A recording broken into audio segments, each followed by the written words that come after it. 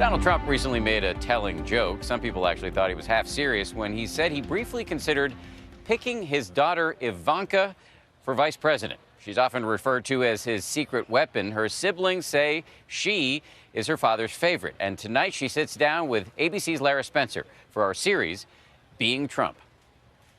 This is a big moment. Are you nervous? I'm terrified. I'm excited. She's been called her father's secret weapon, one of his most trusted advisors.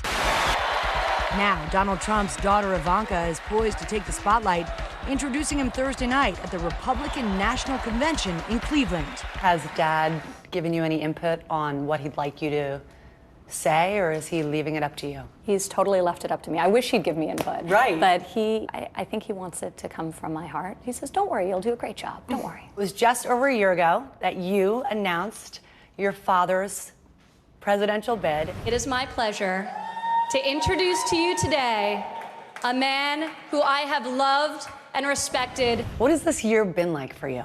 It's almost impossible to describe, to meet so many people, to hear their enthusiasm for his candidacy. Ivanka has never been shy about her love and admiration for her father and family. The fact is that I'm absolutely, proud to be a Trump. And I'm, proud of my family name, and I'm proud of everything they've done and ever accomplished. This rare glimpse into her early life, captured in Born Rich, a 2003 documentary about the children of the country's wealthiest families. We are on the 68th floor. Not a bad view to wake up to. She grew up here inside Trump Tower. And even as a teen, she was well aware of her father's legacy. The second oldest of the 5 Trump kids, Ivanka is no stranger to the spotlight. From being a model to starting her own jewelry and clothing and accessory line. You're setting the tone that it is just about money. To her noteworthy guest appearances on The Apprentice, she's helping usher her father into a new era of American politics.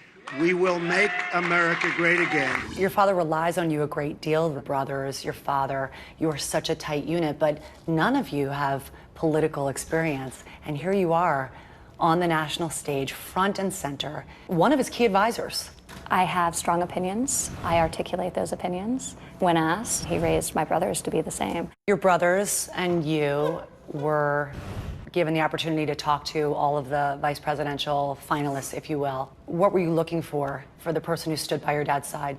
We wanted to ensure that personalities would be complementary, that track record was well suited to the task at hand. The next vice president of the United States, Governor Mike Pence. Did you and your brothers all agree? It was my father's decision, so. But you weighed in. We did weigh in.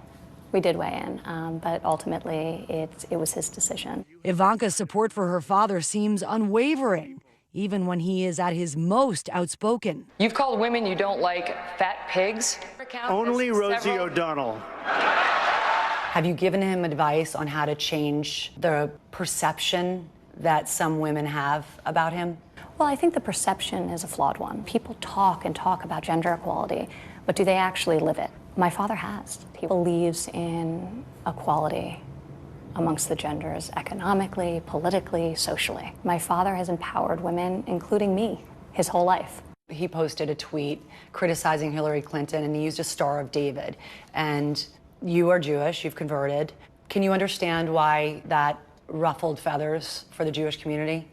Well, he clearly did not think that was a Star of David. So I think that it should have been taken at face value. That was clearly not the intention. My father's track record of supporting and advocating for Jewish people and for Israel is unimpeachable for a very long time, whether it being the Grand Marshal of the Israel Day Parade to the support that he's offered my husband and myself and our family as a young Jewish couple. I know the person and I know his intent, and I think that was really rather ridiculous. I love the old days. You know what? Hillary Clinton has an ad out. Have you seen that? I have seen that, yes. I could stand in the middle of Fifth Avenue and shoot somebody and I wouldn't lose any voters, okay?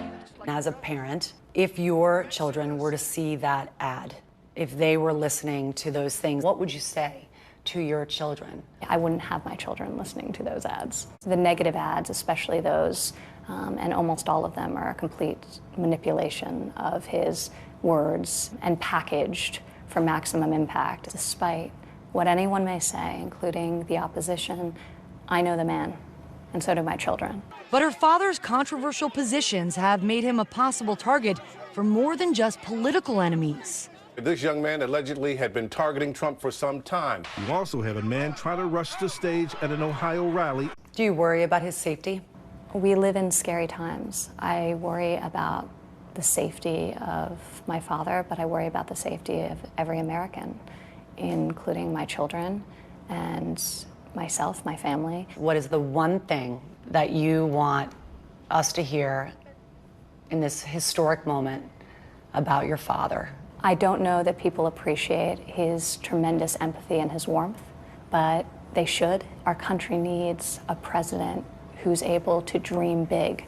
And we will make America great again. And my father will be able to do that in a very big and a very real way. What role do you see yourself playing in a Trump White House? Right now, I take things day by day. I'm not going to get ahead of myself. Can you envision a life in Washington? I have to see. And, right now, obviously, my focus is on being a good mother to my children. For Nightline, I'm Lara Spencer in New York.